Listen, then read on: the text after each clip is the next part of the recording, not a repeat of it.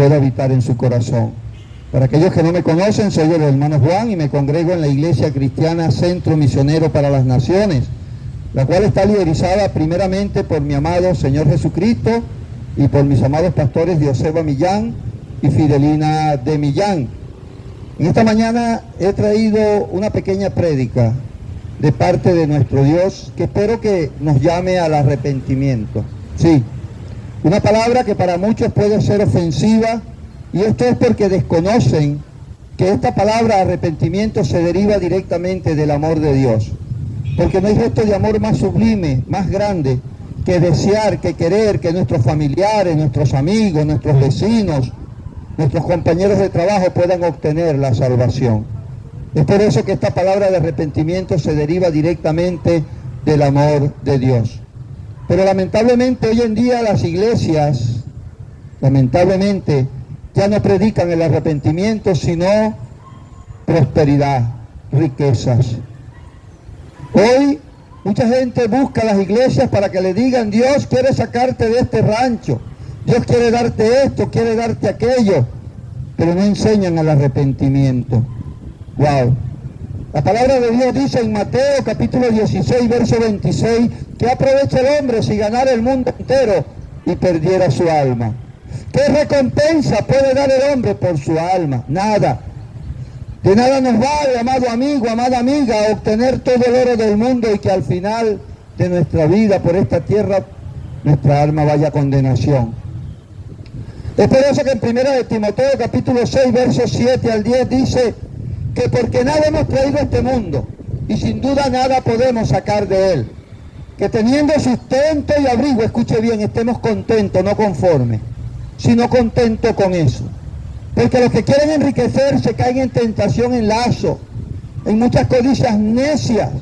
Y tú, oh hombre, hijo de Dios, huye de esas cosas y busca la paz, el amor, el gozo, es decir, el fruto del Espíritu, porque raíz de todos los males es el amor al dinero, el cual codiciando algunos se extraviaron de la fe y fueron atravesados por muchos dolores. El dinero no es malo. Lo que es malo es ser codicioso, el amor al dinero. El dinero es necesario. Pero nosotros, los hijos de Dios, no podemos perder el tiempo predicando prosperidad cuando las almas se están perdiendo. Nosotros tenemos un propósito aquí en la tierra. El Señor Jesús nos dijo en Marcos capítulo 16, verso 15, y por todo el mundo y predicar el Evangelio. Es el Evangelio lo que tenemos que predicar, no prosperidad. Porque Dios quiere darte muchas cosas aquí en la tierra, pero todas las promesas de Dios están supeditadas a la obediencia. De nada me vale decirte que Dios quiere darte un carro nuevo, un buen trabajo, si no te digo que tienes que honrar a Dios para que Dios pueda honrarte. Te estaría engañando. Amigo, amiga, el arrepentimiento es algo tan importante que Dios mismo tuvo que enviar a su Hijo desde el cielo aquí a la tierra para que hablara del arrepentimiento. Imagínate la importancia. El Hijo de Dios Altísimo descendió desde el cielo para hablarte a ti y a mí del arrepentimiento. Dice la palabra de Dios, o mejor dicho, Dios en su palabra, allá en Mateo capítulo 4, que mi Señor Jesús fue llevado por el Espíritu Santo al desierto. Y allí ayunó 40 días y 40 noches. Y fue tentado por Satanás el diablo, que el Señor reprenda. Pero gracias a la comunión que tenía con el Padre salió victorioso, no cedió a la tentación. Pero dice el verso 17 de Mateo 4, que cuando el Señor Jesús pasó por ese proceso allá en el desierto, comenzó su ministerio. Y ustedes saben lo primero que dijo el Señor Jesús: arrepentíos porque el reino de los cielos se ha acercado. Fueron las primeras palabras dichas por mi Señor Jesús al comenzar su ministerio. Arrepentíos porque el reino de los cielos se ha acercado. Eso quiere decir, amado amigo, que cuando usted y yo nos arrepentimos, el reino de Dios se acerca a nosotros.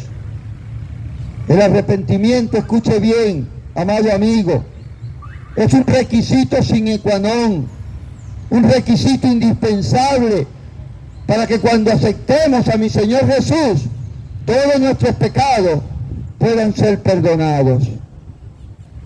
Dios nos ha dado la oportunidad, escuche bien, de arrepentirnos de nuestros pecados para Él poder perdonarnos. Pero el hombre es terco. Al hombre le cuesta confesar su pecado, le cuesta confesar que es un pecador. Bendito sea el nombre del Señor. Pero Dios quiere perdonarte. Es por eso que Dios nos dice, arrepiéntete. Dice la palabra de Dios allá en el libro de Ezequiel, capítulo 33, verso 11.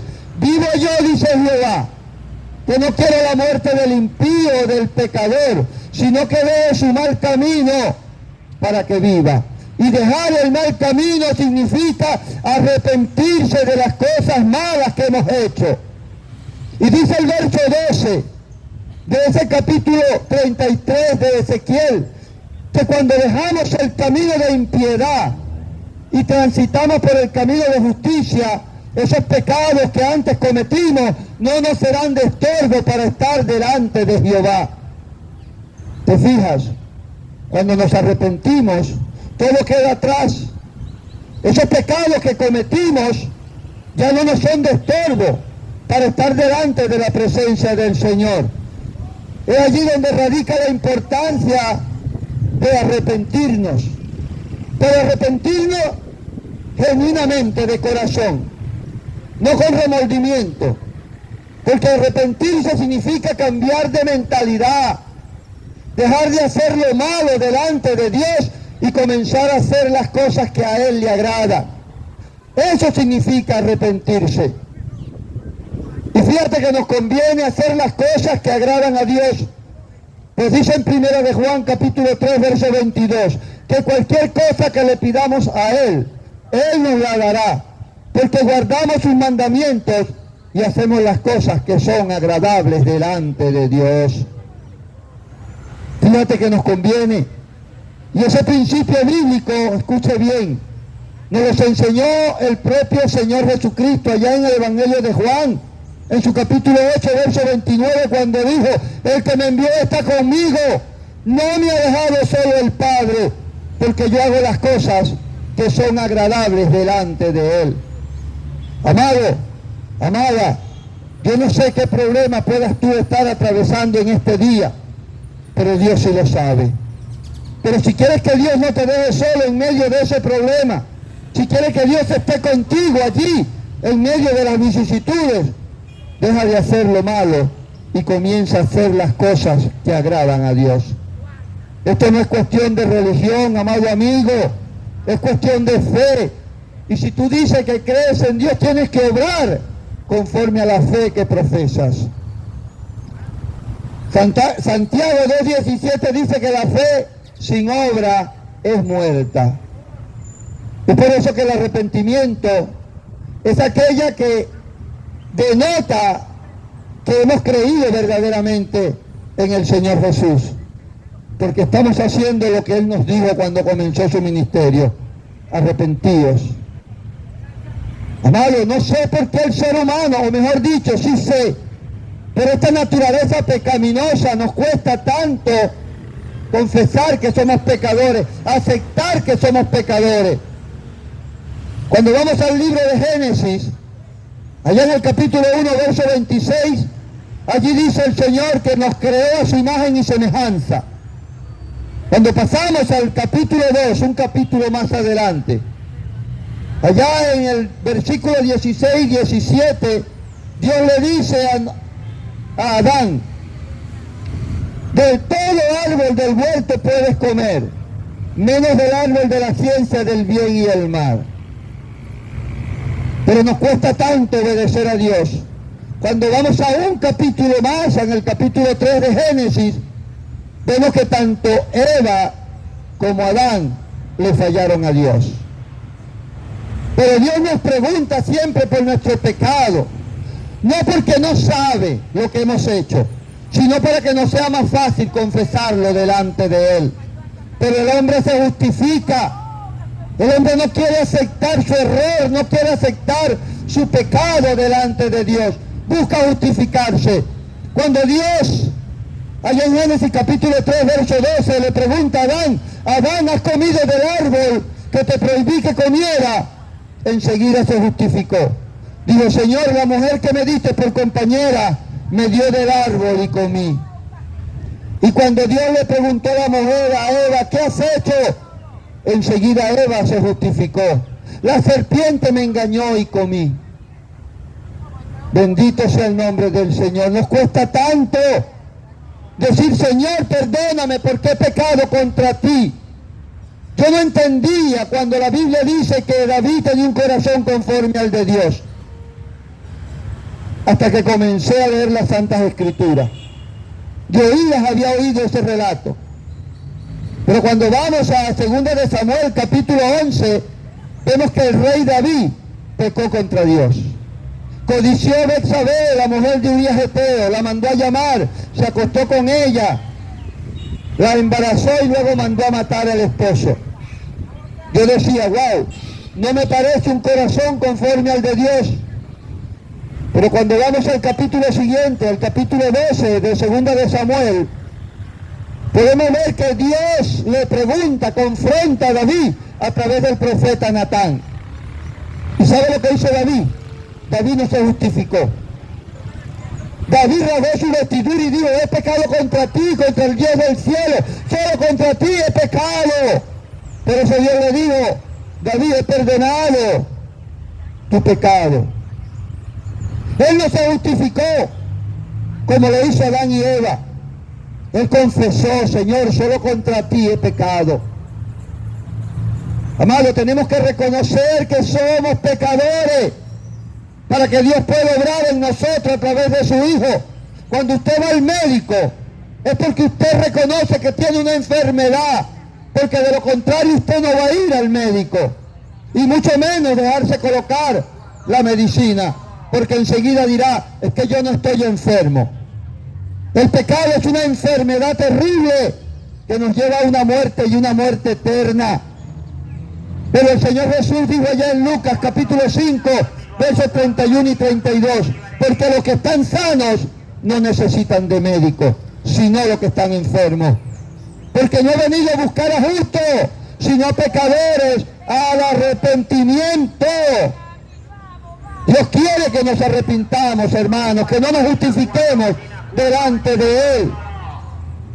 Jesús en la medicina que puede curarnos de esa enfermedad llamada pecado. Cuando usted va a un médico, escúcheme bien, amado.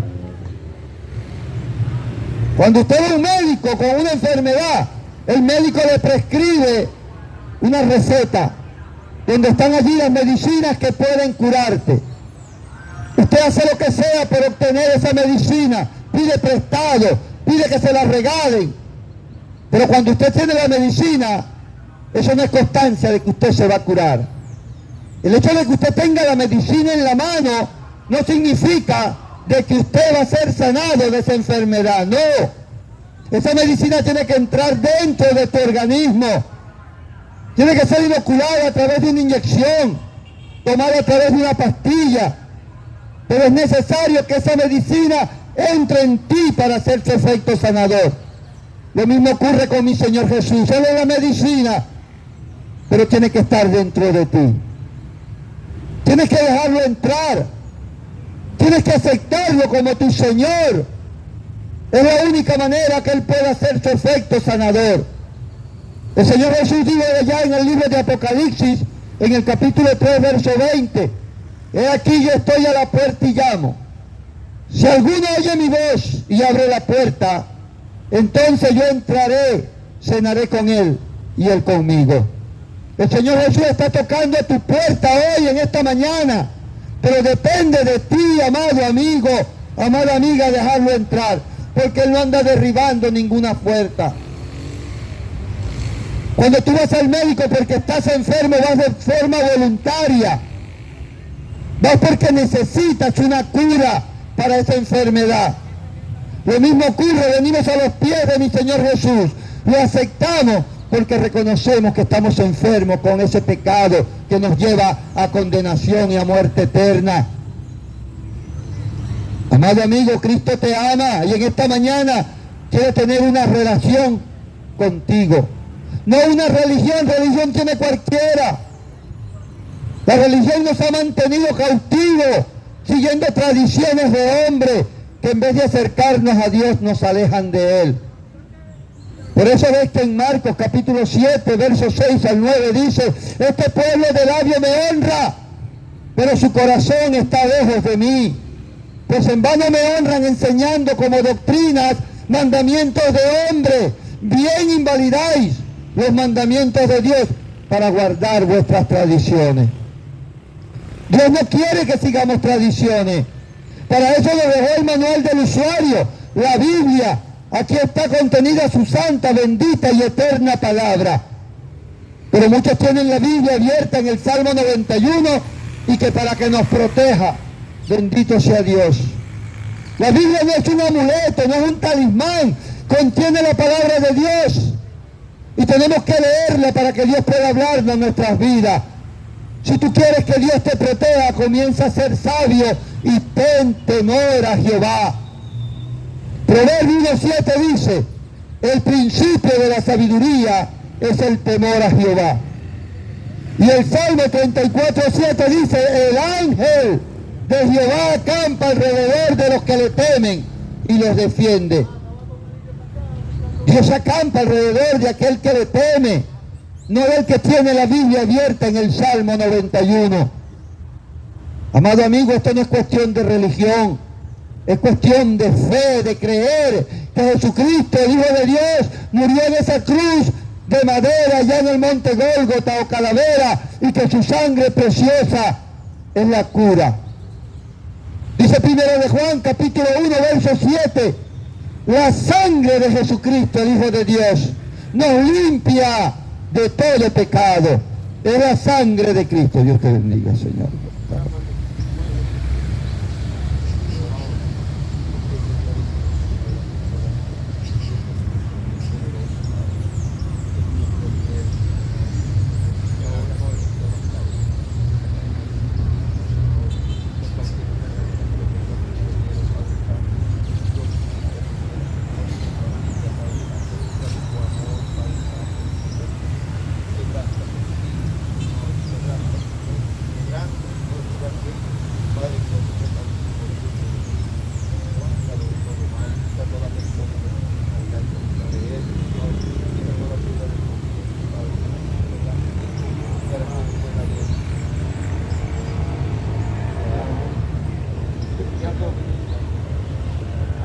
Dios te bendiga. Bendito sea el nombre del Señor. Padre bendito, tú amas a toda tu creación. Si la gente pudiera entender el amor tan grande que Dios tiene por ellos. La palabra de Dios dice en Jeremías 31:3, con amor eterno te he amado. Es un amor eterno, inagotable, no un amor hipócrita como del hombre. Pero desconocemos de ese amor, porque si conociéramos de ese amor, te aseguro que nos arrepentiríamos, dejáramos ese mal camino y viniéramos alegres, gozosos a servir al Rey de Reyes. Cristo te ama, amado amigo, y quiere darte vida eterna, quiere darte la salvación de tu alma, pero depende de ti. Dios no va a hacer la parte que a ti te corresponde, no, esa tienes que hacerla tú. Allá en Génesis capítulo 6 no fue Dios quien hizo el arca, no, fue Noé. Pero una vez que Noé hizo el arca, Dios se glorificó y lo salvó a todos los animales, a Noé y a su familia del diluvio, porque Noé hizo la parte que a él le correspondía. Cuando vamos allá al Evangelio de Juan, capítulo 2, en la boda de Canaán, no fue el Señor Jesús quien tomó las tinajas y las llenó de agua, no, fueron los siervos. Pero eso sí, una vez que los siervos hicieron la parte que a ellos le correspondía, el Señor Jesús se glorificó y transformó esa agua en vino. Cuando vamos allá en Lucas capítulo 5, en la pesca milagrosa, no fue mi Señor Jesús quien tiró las redes al mar, fue Pedro y su hermano Andrés. Ellos hicieron la parte que le correspondía. Y por eso Dios, a través del Hijo, se glorificó y hubo esa pesca milagrosa. Habían tantos peces que tuvieron que llamar otras barcas para poder recogerlos. Y allá en Juan capítulo 11, en la muerte de Lázaro, el amigo de Jesús, mi Señor, no fue el Señor Jesús quien quitó la piedra del sepulcro. Fueron las personas que estaban consolando a Marta y a María, hermanas de Lázaro.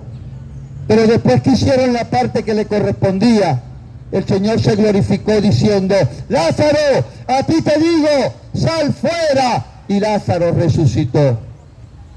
Tienes que hacer la parte que a ti te corresponde, porque ya Dios hizo la parte que le tocaba a él. Ya mi Señor Jesús derramó su sangre preciosa por ti, por tu familia, por mí y por toda la humanidad entera. Amado, bendito, bendito sea el nombre del Señor. Todos los días Dios te da una nueva oportunidad, amado amigo. Lo mejor de este día no es que tú y yo estemos vivos, no. Aunque queremos y necesitamos estar vivos para que Dios cumpla su propósito con nosotros aquí en la tierra. Escúcheme bien, lo mejor de estar vivo es la nueva oportunidad que Dios nos da. Esto lo aprendí de un amado pastor llamado José Velázquez. Que Dios bendiga a mi amado pastor José Velázquez. Él me enseñó que lo mejor de este día es la nueva oportunidad que Dios nos da. Una nueva oportunidad para que comencemos a hacer todo aquello que no hemos hecho. Dios en esta mañana nos da una nueva oportunidad para que concluyamos, para que terminemos lo que ya comenzamos. Y sobre todo, amado amigo, Dios te da una nueva oportunidad para que te arrepientas, para que vengas a los pies de mi Señor Jesucristo y puedas obtener la salvación de tu alma. Una salvación que, dicho sea de paso, a pesar de que es individual, Dios la ha arropado con una hermosa promesa. Pues dice en el libro de los Hechos, capítulo 16, verso 31, tan solo cree en el Señor Jesucristo y serás salvo tú y tu casa. Y cuando la palabra de Dios habla de tu casa, escúchame bien, no está hablando de esa estructura física, de esas 4 paredes, no. Está hablando de tu familia, de tus seres queridos, de aquellos que tú clamas por la noche: Señor, guarda a mi hijo que todavía no ha llegado, guarda a mi esposa, a mi esposo. De ellos somos egoístas, porque no aceptamos la salvación que es gratuita.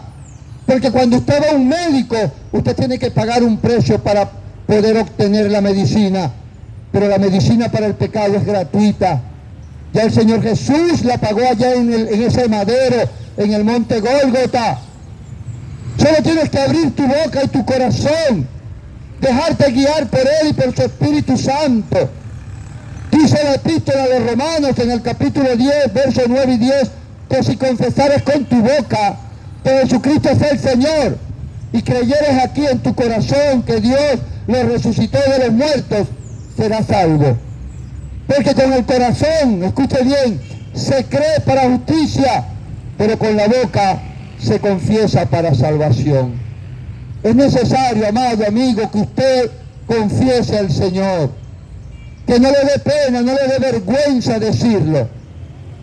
Dice Marcos, en su capítulo 8, verso 38, y aquel que se avergonzare de mí y de mis palabras en esta generación adúltera y pecadora, el Hijo del Hombre se avergonzará de él cuando venga en la gloria del Padre con sus santos ángeles.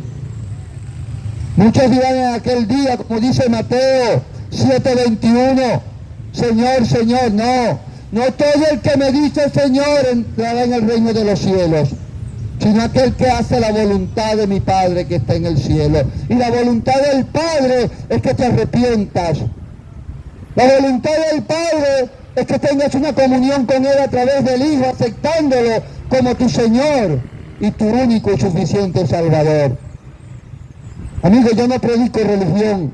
No se mete evangélico porque se va a salir.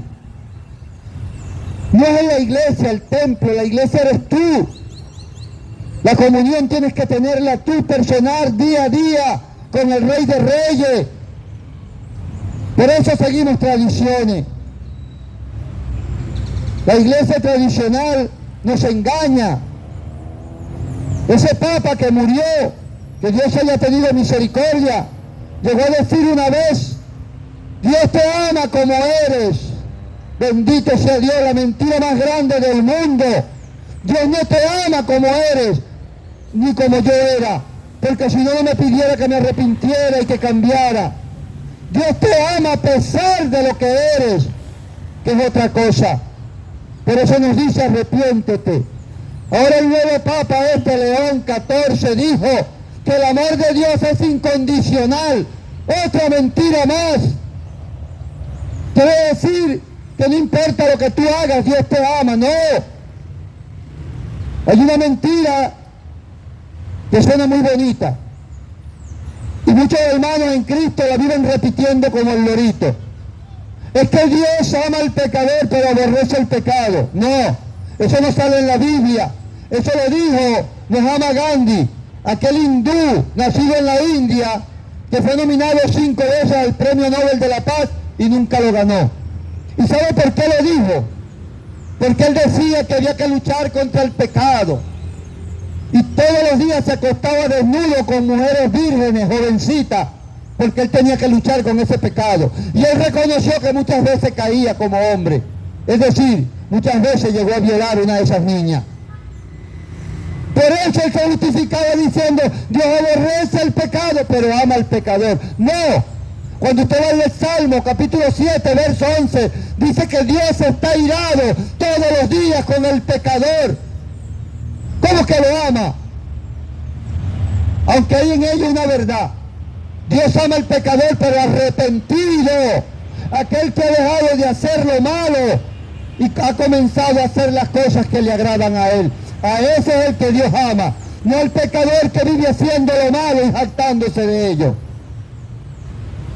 Amado, Cristo te ama tanto que es más fácil que tú puedas contar las estrellas en esta noche antes que puedas cuantificar el amor que Dios tiene por ti. Hay un dato curioso que siempre me gusta decirlo. Fíjense, el año trae 12 meses, 52 semanas, 365 días, 8.760 horas, 525.600 minutos y 36.536.000 segundos. Y no hay un solo mes, una sola semana, un solo día, una sola hora, un solo minuto, un solo segundo en que Dios deje de amarte. Eso es cierto. Pero no te equivoques. El hecho de que Dios nos ame de esa manera extraordinaria no significa que vamos a vivir faltándole el respeto con nuestra vida pecaminosa. No. Eso es semejante a que si una persona pudiente se parara delante de ti en este momento y te dijera: yo te amo y quiero darte todo lo que tengo. Pero tú orgulloso le dijeras: no, vete de aquí, yo no quiero nada contigo. Déjame decirte que no solo estás rechazando a esa persona rica, pudiente, sino los beneficios que quería darte, como una buena casa, educación para tus hijos, una estabilidad social, económica. Lo mismo ocurre con mi Señor Jesús. Cuando tú lo rechazas a Él, no solo lo estás rechazando a Él, valga la redundancia, estás rechazando los beneficios que mi Señor quiere darte, como la vida eterna y la salvación de tu alma. Una salvación que es extensiva para tu familia. Pero somos egoístas. Vivimos clamando a Dios cuando viene el problema, pero no queremos someternos a Él. Todos quieren la corona de oro que Dios ha prometido para aquellos que le aman y le obedecen. Pero nadie quiere ponerse primero la corona de espina. Esa no la queremos. Amado amigo, Dios quiere tener una relación contigo. Y en esta mañana yo te invito a que hagas esta oración. No es una oración mágica, no. Porque como te digo al principio, si no hay un verdadero arrepentimiento, pierdes tu tiempo. Tiene que haber un verdadero arrepentimiento, un cambio de conducta, así como una metamorfosis. Cuando la oruga entra en el capullo, como un simple gusano, pero una vez transformada sale como una hermosa mariposa Así es la vida del cristiano. Andamos en el mundo como esa oruga, pero cuando venimos al capullo que es nuestro Señor Jesucristo, nos convertimos en esa hermosa mariposa. Es por eso que en 2 Corintios 5:17 dice: si alguno está en Cristo, nueva criatura es, todas las cosas viejas pasaron, he aquí, todas son hechas nuevas. Porque cuando tú te arrepientes, Dios no se acuerda más de tus pecados. Dice la palabra de Dios allá en Miqueas capítulo 7, versos 18 y 19, oh, que Dios como tú, que perdona la maldad y olvida el pecado, que no retendrá su enojo para siempre, porque se complace en misericordia. Y dice que Él volverá a tener misericordia de nosotros y sepultará nuestras iniquidades y echará en lo profundo del mar todos nuestros pecados. Fíjense cuánto amor. Pero esta oración no es mágica, no. Es el primer paso para acercarnos a Dios. Es el morir al yo y dejar que Cristo viva en mí. Amado amigo, si tú quieres comenzar a tener esa relación con Dios, yo te pido que cierres los ojos al mundo y abras tu corazón y repita conmigo: Padre eterno, Creador del cielo y de la tierra, en esta hora, Señor, reconozco que soy un pecador y que muchas veces te he fallado. Te pido perdón, Padre amado, por haberte ofendido con esta vida pecaminosa que he llevado hasta hoy. Pero creo que tú enviaste a tu Hijo amado, a mi Señor Jesús, a morir en ese madero y que su sangre preciosa me limpia, me lava, me redime de todos mis pecados. Por eso con fe, lo confieso voluntariamente con mi boca, como mi Señor y como mi único y suficiente Salvador. Inscribe mi nombre en el libro de la vida con letras de oro y no lo borres nunca jamás, para que cuando yo muera y salga de este plano terrenal, pueda habitar en tu presencia por toda la eternidad. Te lo pido en el dulce, santo y poderoso nombre de mi Señor Jesús. Amén. Gloria, gloria a Dios. Si usted hizo esa oración allí donde usted estaba, yo lo felicito. ¿Saben por qué? Porque esto es para valientes. Hay una mentira que el diablo, que el Señor reprenda, ha metido en la mente y en los corazones de los hombres. Es que todos somos hijos de Dios. No. Dice la palabra de Dios, o mejor dicho, Dios en su palabra, allá en Génesis capítulo 1, verso 26, que Dios nos creó a su imagen y semejanza. Nos creó, no nos parió. Así que todos somos creación de Dios.